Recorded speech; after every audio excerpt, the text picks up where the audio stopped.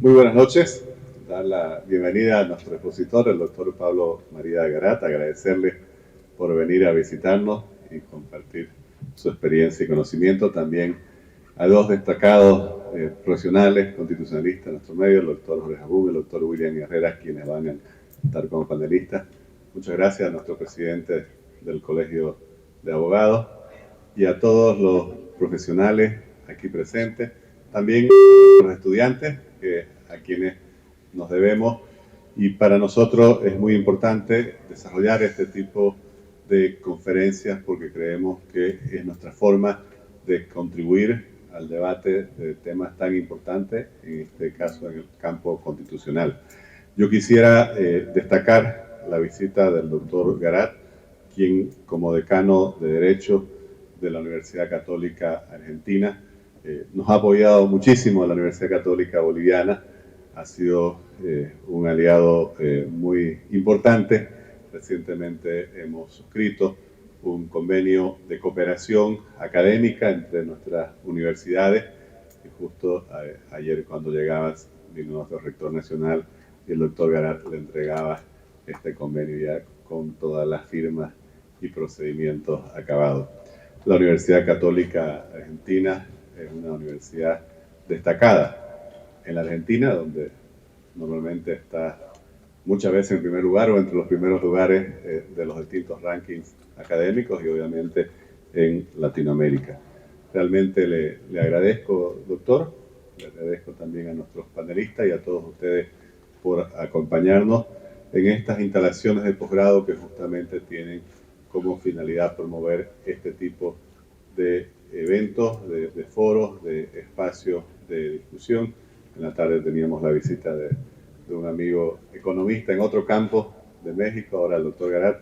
Bueno, y es la forma con la cual la Universidad Católica Boliviana de Santa Cruz también quiere contribuir al debate público, al debate científico en nuestro medio. Muchas gracias. Muchísimas gracias, querida Bolivia, en primer lugar. Ocasionalmente, viviendo muy joven en Jujuy, apenas toqué el suelo boliviano en su entrada por la Quiaca, pero realmente esta es mi primera vez, a pesar de que he recorrido casi toda América, siempre en avión, todo mi país en auto, especialmente. Y me da un gran gusto ingresar por esta tierra cruceña que tiene tanta historia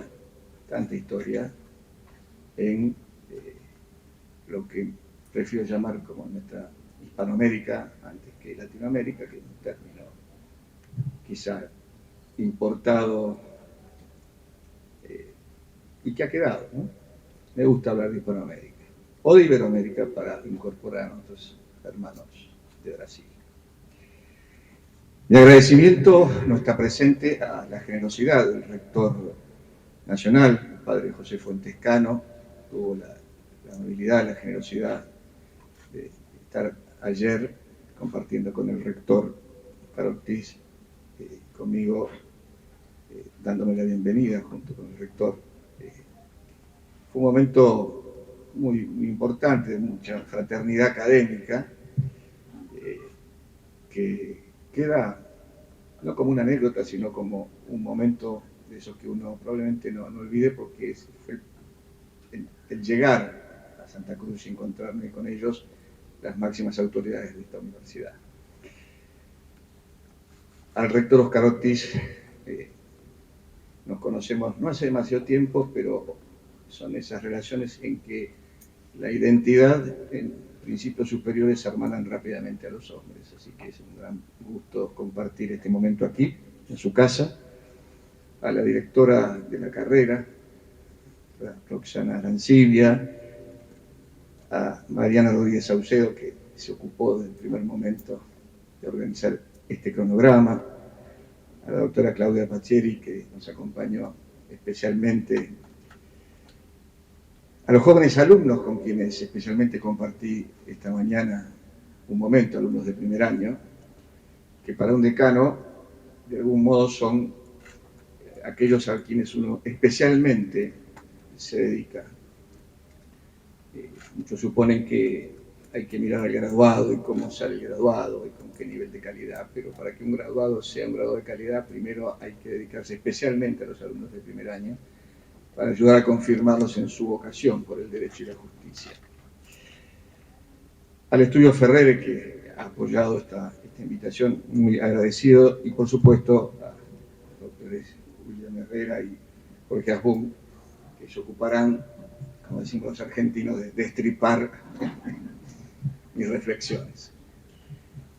Cuando estaba preparando esta exposición, que deben llamarse, luego de algunas consideraciones, el programa, la Constitución como programa de Estado para el bien común, repasaba distintos textos que he escrito o inéditos en torno al tema, y de pronto recordé uno que tiene 21 años. Y fui a buscarlo, no lo encontré en mi Dropbox, tuve que recurrir a un archivo portátil para encontrarlo. No lo leía desde el año 2002, aunque algunos de sus elementos los seguí trabajando luego. Y dije, yo tengo que compartir esto, haciendo ajustes de época, quitando elementos históricos y algunos elementos demasiado filosóficos que no vienen al caso ahora, pero yo tengo que compartir esto, porque antes que hablar en el exterior, en el extranjero, del orden jurídico constitucional argentino, mucho menos de opinar sobre la Constitución de Bolivia de 2009, aun cuando lo hiciera como un ejercicio de derecho comparado, que es siempre muy riesgoso en cualquiera de los dos casos, y a lo cual no me negaré si hay alguna pregunta luego o alguna consideración, pero me parece que yo tengo que reflexionar ante ustedes sobre aquello que ha dejado de ser, de alguna manera, el objeto del derecho constitucional, desplazado por el nuevo paradigma que considera el derecho constitucional como el derecho de los derechos humanos.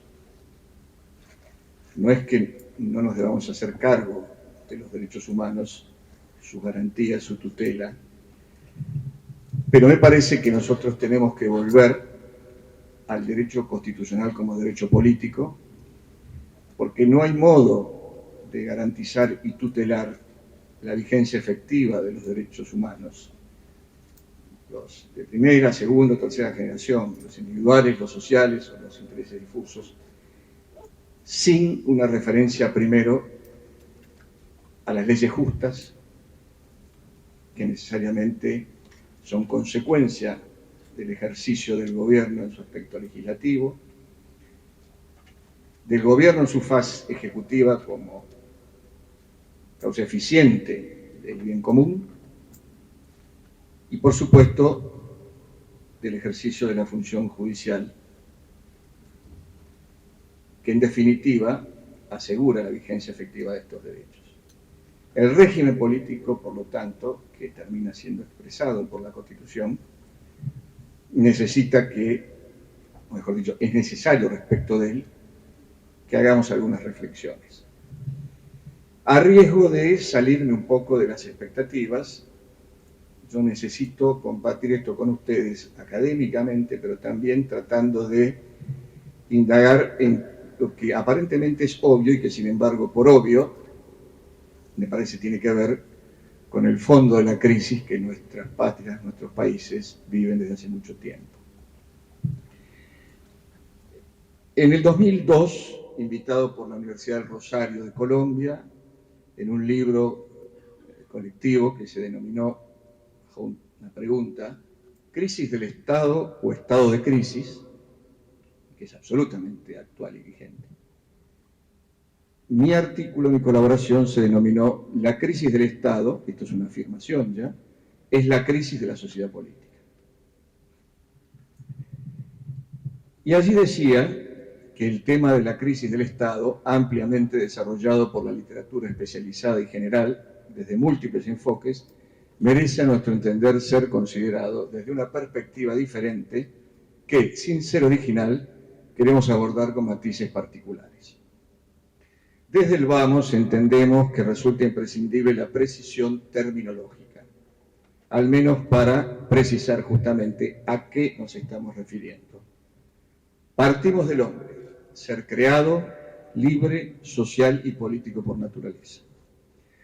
El hombre que marcha, cuando digo hombre, hacia 21 años no hacía falta aclararlo, es varón o mujer, es decir, en sentido hombre.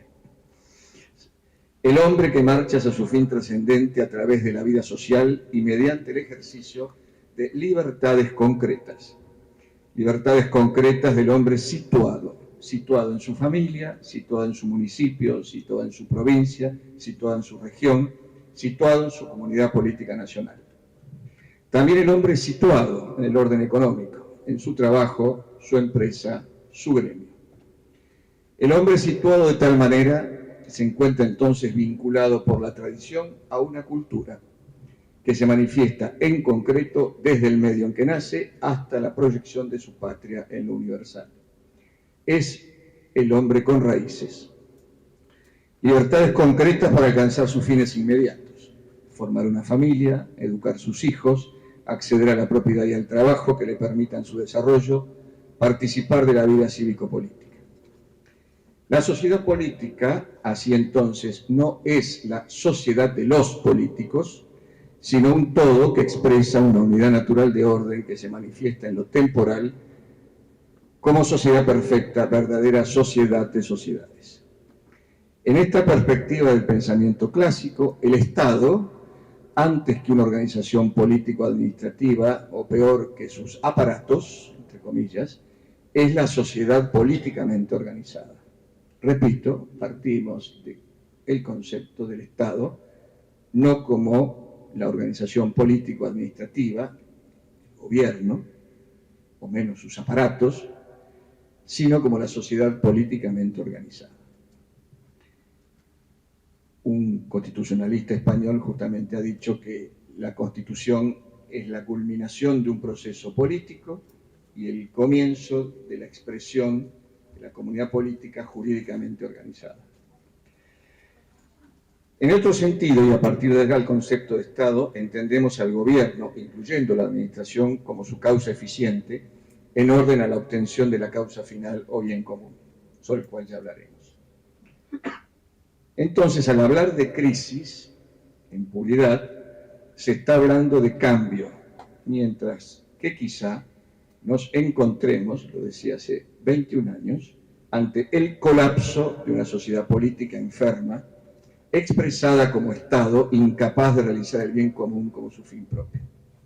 Y aquí Estado en el sentido que se lo conoce modernamente, de gobierno. Y ahora podemos precisar nuestra tesis. No estábamos y no estamos ahora, me parece, ante la crisis del Estado como expresión de la organización político-administrativa de una nación en un momento determinado.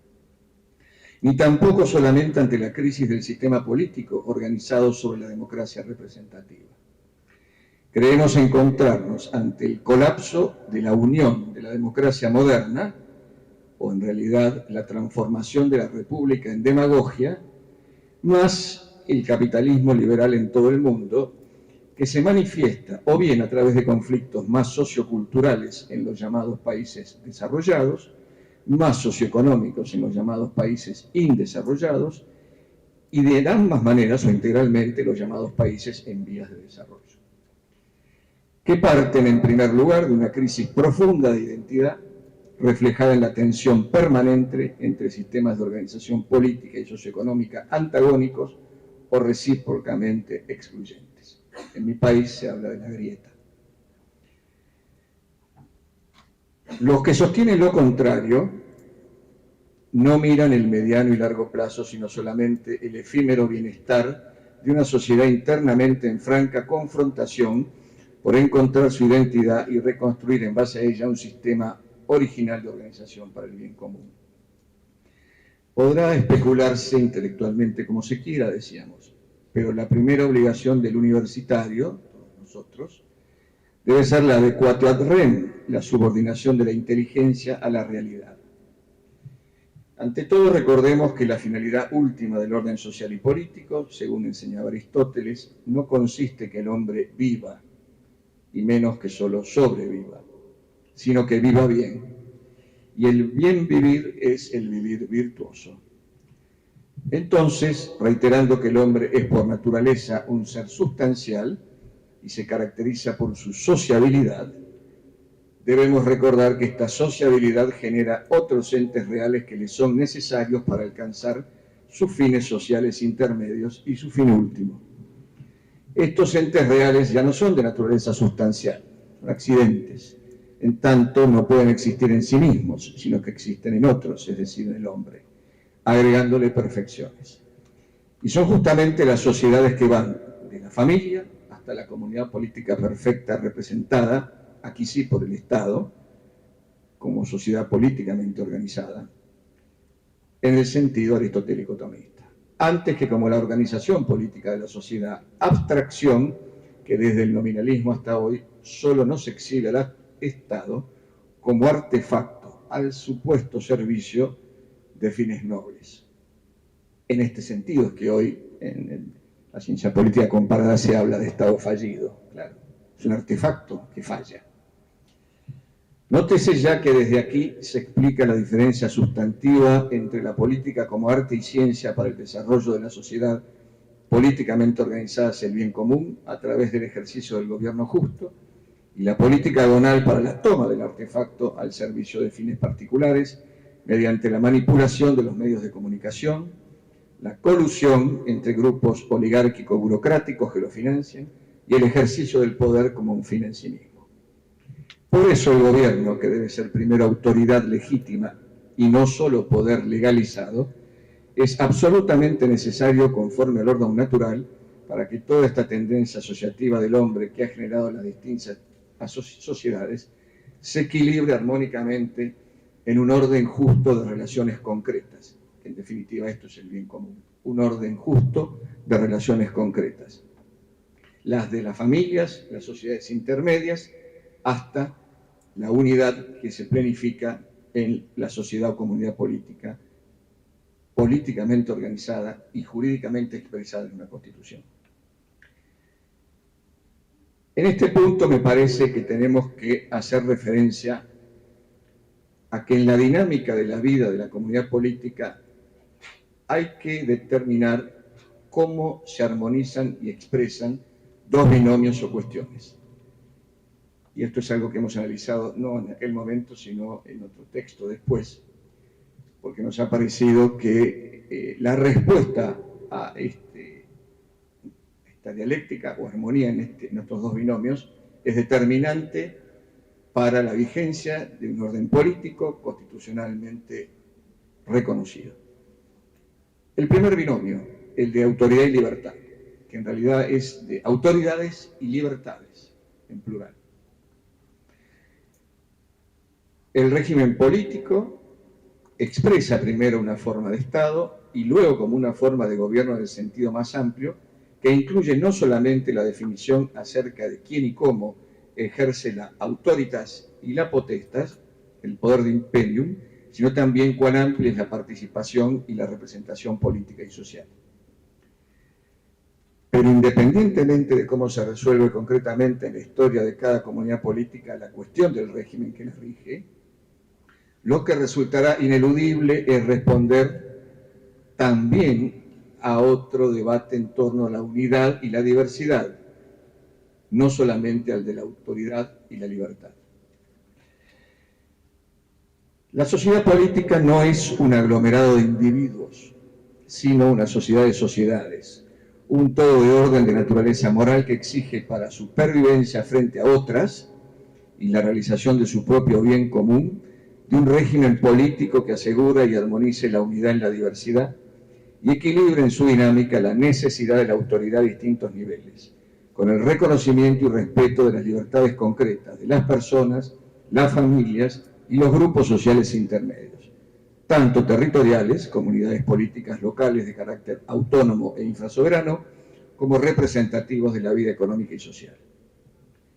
Y dicho esto, corresponde proponer aquí la consideración del principio que ha sido desarrollado por la filosofía clásica, enseñado por la doctrina social de la Iglesia y adoptado por la ciencia política moderna, diversos ordenamientos jurídicos nacionales y también supranacionales como la Unión Europea, la República Federal de Alemania, la República de Italia y en la Argentina por la provincia de Tierra del Fuego.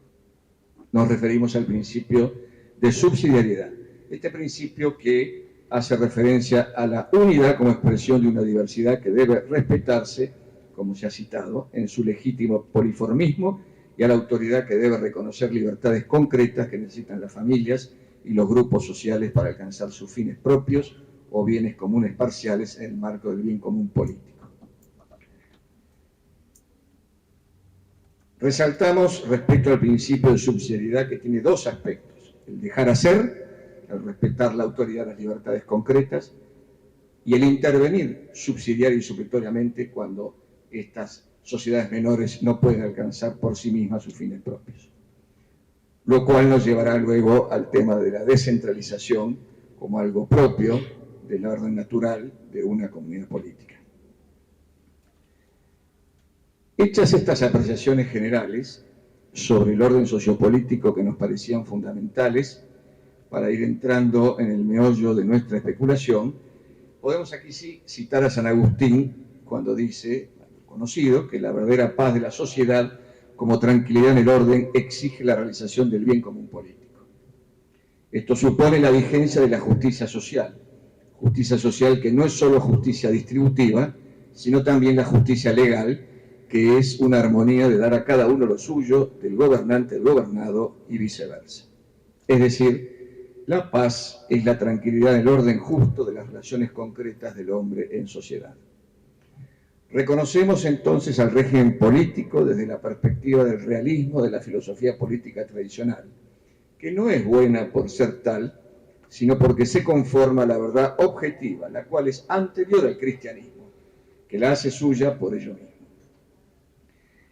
La sociedad políticamente organizada entonces es la que permite alcanzar el bien común político.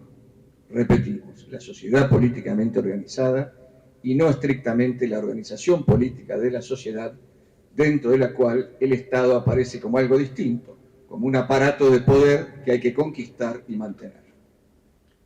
Así expuesto esto, con el lenguaje de la filosofía política tradicional, esto de la sociedad políticamente organizada no deja, sin embargo, de ser una noción general universal. Es obvio que históricamente esta noción se da de un modo determinado, propio de cada comunidad, y este modo propio es el régimen político que corresponde a cada sociedad política, a cada comunidad política. Así, el régimen político y su expresión jurídica en la Constitución del Estado no es entonces ni más ni menos que el modo en que se constituye históricamente una determinada sociedad políticamente organizada. Por eso el concepto primero es universal y se aplica luego a todas las sociedades, pero en cambio el régimen político puede variar. Por eso la Iglesia no se compromete con un régimen político, sino que permite que las características propias, la tradición histórica y la idiosincrasia de cada pueblo concreten el más adecuado para realizar su propio bien político. Y aquí entonces tenemos que preguntarnos por las causas del actual marco circunstancial adverso a la constitución de una sociedad de modo tal que pueda alcanzar la concordia política y la paz social así definida. En primer lugar, la ruptura de los vínculos de la inteligencia con el ser a través del fenómeno de las ideologías que se manifiestan en confrontación dialéctica permanente. Inteligencia que en el caso del gobernante político debería no solamente fundarse en el intelecto teórico, sino especialmente el intelecto práctico. Inteligencia que exige una vinculación con la realidad de las cosas, con el reconocimiento del hombre. Esto tiene una consecuencia fundamental en el orden político: la negación del bien común político como fin de la sociedad política. ¿Cuál es el fin de ella para la democracia moderna? La libertad. ¿Qué libertad? Las libertades concretas del hombre en sociedad, no seguramente, sino la libertad en abstracto. En nombre de ella sigue el curso de la historia, dominada la sociedad por el totalitarismo de la democracia devenida en demagogia oligárquica y plutocrática. Hoy se habla de populismo, en aquel momento esto me parecía más preciso, que de ninguna manera reconoce el bien común como fin de la sociedad a la que pretende regir. Una segunda causa de esta inestabilidad del orden sociopolítico es la ruptura de los vínculos materiales y espirituales constitutivos de las relaciones sociales, es decir, el desarraigo. Desarraigo del hombre a su familia por la ruptura de los vínculos familiares, por el impacto hoy de la sociedad de la información, que penetra disociando del medio familiar, por el hedonismo que atenta contra las costumbres, por el ataque permanente al derecho de los padres a educar a sus hijos como lo crean más adecuado. Desarraigo además que se da en orden territorial por la necesidad en muchos países de trasladarse las familias a los grandes centros urbanos donde se pierde totalmente el arraigo a su suelo. Desarraigo que se da por la pérdida de la propiedad o por la imposibilidad de adquirirla. Desarraigo finalmente espiritual, que es lo que aqueja fundamentalmente al hombre moderno. Desarraigo del que hablaba Saint-Exupéry en todos sus libros. El hombre moderno no tiene raíces y sin raíces no puede entonces mantener vínculos ni relaciones permanentes conforme a su propia naturaleza. Por eso las sociedades intermedias, los grupos sociales infrapolíticos han podido ser rotos estos vínculos, transformados en grupos de presión, que girando locamente entre sí, en un fatal canibalismo social, se atacan permanentemente impidiendo la concordia política y la amistad social. Toda la ciencia política, a partir de los hechos de los años 60 del siglo pasado, habla de los grupos de presión, no de los grupos sociales. Habla de los grupos sociales intermedios como grupos de presión, en esta dialéctica que es hija de esta perspectiva ideológica en confrontación permanente. En tercer lugar, no existe la estabilidad del orden sociopolítico por la constitución de gobiernos ilegítimos, aunque sean legales, los que mediante la centralización política y la concentración económica pretenden controlar, ya no gobernar, a la sociedad. Hoy no se gobierna la sociedad moderna, se la controla en contra de su naturaleza y sin considerar el deber finalístico del bien común. Finalmente, una cuarta razón de este colapso: la sustitución de un orden sociopolítico conforme al orden natural por un sistema de frenos y contrapesos, de tensiones dialécticas y contratensiones, caracterizado por la sustitución de la política arquitectónica, que es la verdadera, por la política agonal, la política de lucha, la política partidaria, la política que divide. Y por la subordinación, además de esta actividad, la política que ya no es arquitectónica, sino de lucha agonal, a los poderes económicos sacados de su quicio y transformados, en el sentido terminológico clásico, en plutocracias. La lucha finalmente por alcanzar el poder real, no la autoridad obviamente, entre estos dos elementos, la política agonal encarnada en la política partidaria moderna y las plutocracias que manejan algunos de estos sectores profesionales de la política en tensión dialéctica permanente, con la complicidad instrumental de ciertos medios de comunicación. Agitado todo esto en el marco de aquella lucha a que hacía referencia de los grupos intermedios naturales transformados en grupos de presión, que presionan entre sí sobre el poder para obtener satisfacciones a algunas de sus necesidades. Esta es la desnaturalización total del orden político. Así toda la política moderna se reduce a controlar la sociedad de masas. El hombre es así hoy un ser condicionado y atacado. La sociedad en la que necesariamente debe convivir para alcanzar su fin y su desarrollo pleno está enferma. Porque el hombre está enfermo y porque a su vez lo enferma en un círculo vicioso que se agrava.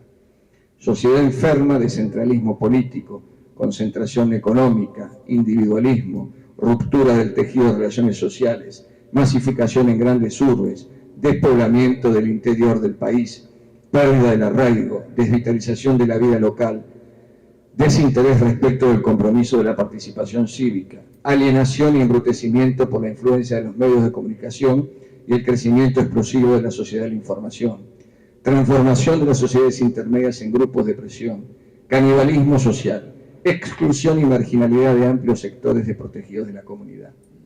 Se habla permanentemente de los derechos humanos y el hombre desarraigado, masificado, manipulado, carece de sus derechos más elementales.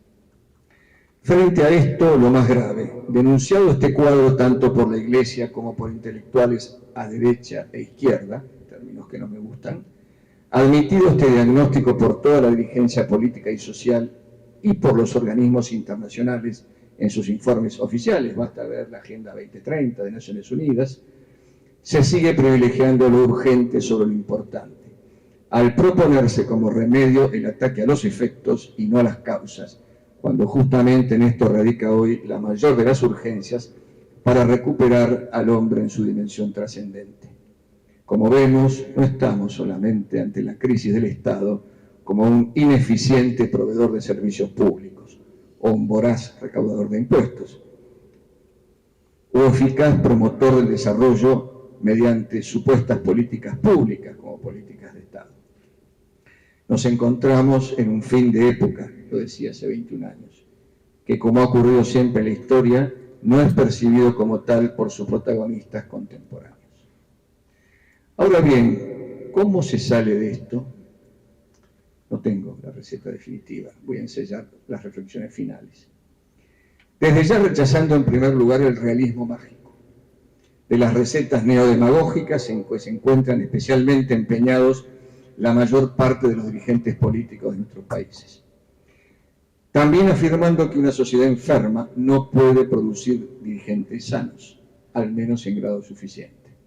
Como recuerda un antiguo y querido maestro, las sociedades no tienen el gobierno que se merecen, sino el que se les parece. Bajo estas premisas y en la perspectiva del derecho natural nos permitimos algunas afirmaciones opinables, por supuesto. En primer lugar, es necesario recuperar la vida a escala humana frente a esta sociedad de masas, fundamentalmente por dos vías. Primeramente, el realismo, para recuperar la subordinación de la inteligencia a la realidad del ser, y esta es responsabilidad fundamentalmente de la academia, combatiendo las ideologías extremas que se oponen a la realidad de las cosas y siendo fieles a la verdadera tradición histórica, ejerciendo una docencia permanente, al menos para nosotros, católicos, en los principios del derecho natural y fundamentalmente por una afirmación del sentido común como base de una verdadera conciencia cívica. Encontramos en cualquiera de los vecinos que no puede, sin embargo, manifestarse dentro de este régimen político desnaturalizado. En segundo término, por la promoción del arraigo de la persona a la familia, de la familia a la vida local, por la propiedad, por la difusión de la propiedad y por la organización profesional de la economía. Arraigo a la cultura local, arraigo por el fortalecimiento de la vida municipal, provincial y regional. Arraigo espiritual por la protección de este aspecto de la vida del hombre desde las comunidades menores. Pero además de recuperar la vida a escala humana, tenemos que llegar, como ya adelantamos, a una verdadera descentralización política efectiva y a una desconcentración económica real. Descentralización que significa reconocer el nivel de decisión allí donde, por la competencia de que se trata, le corresponde a cada uno de los niveles de sociedad. Acercar al gobernante con el gobernado, al recaudador con el contribuyente, al elegido con el elector. Y desconcentración que significa una distribución más armónica de las cosas, en particular de la actividad económica en todo lo que constituye el territorio de cada país. Pero ¿sobre quién es reconocer esta descentralización y esta desconcentración? Evidentemente, sobre las familias, el grupo familiar, independiente de cómo se haya constituido, que es el sujeto de las políticas públicas, y las sociedades intermedias territoriales, socioeconómicas y territoriales.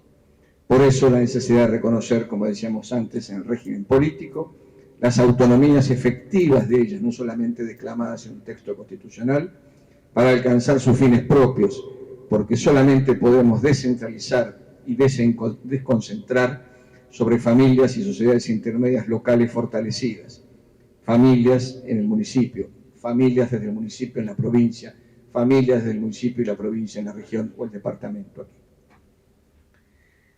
Pero para esto es necesario decidir por dónde empezar.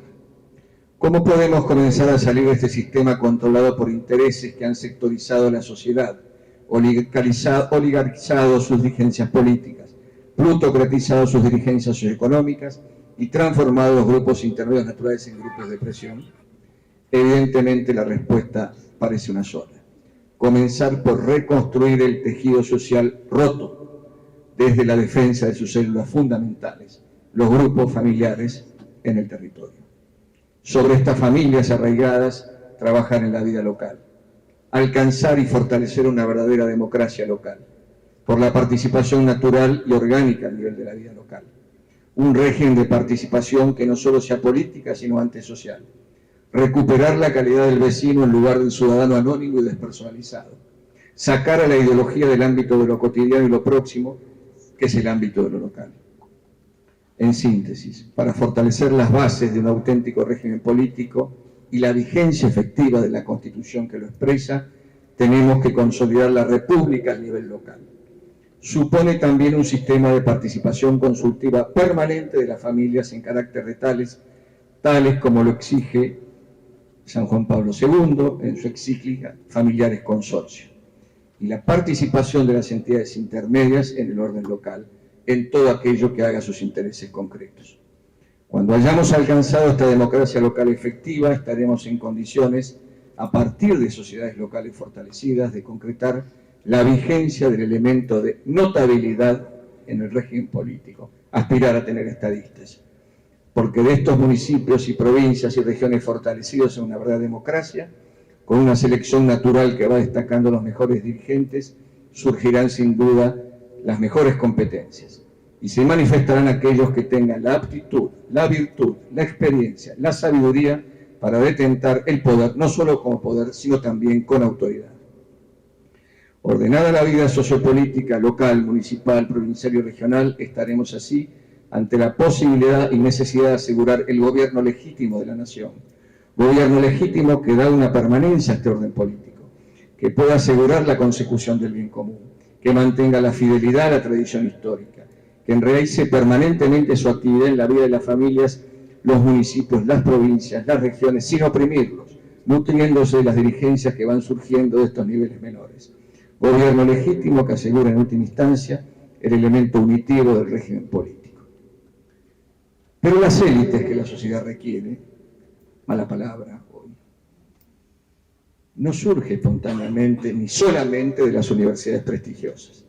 Son consecuencia de un largo proceso educativo y formativo de base familiar y social, desde el orden local. Un verdadero dirigente es un hombre con raíces, sentido de pertenencia y compromiso con la vida cívica de la comunidad en la que se ha desarrollado. La familia necesita salvar las raíces y fortalecerse a partir de ellas. Esto requiere la vigencia de las libertades concretas en su ámbito propio, la vida local, y entonces producirá sus frutos como educadora y promotora del auténtico desarrollo. Así, la familia arraigada es la familia propietaria, la familia educadora, la familia generadora del trabajo y la vida económica local y formadora de élites desde cada municipio del país. Y esto aún en las grandes urbes, donde la vida municipal se encuentra latente y en proyección en cada barrio o circunscripción de estas ciudades. Finalmente, hay que señalar, para quienes no admiten la perspectiva trascendente que sostenemos del hombre en sociedad, que el creciente apoyo de los organismos internacionales, Naciones Unidas en primer lugar, a la autonomía local, al desarrollo local, a la descentralización y a la promoción de la participación comunitaria que encontramos en cuanto a informe oficial sobre, por ejemplo, el PNUD desde hace más de 30 años, constituye una ratificación indubitable acerca de la respuesta racional a la crisis y el colapso que describimos. Al concepto pensar en lo global y actuar en lo local, acuñado a comienzos de los 90 del siglo pasado, se agrega ahora el de fortalecer el municipio y promover el desarrollo de provincias, de regiones, el desarrollo local, para reintegrar socialmente a los excluidos por los vientos de la globalización.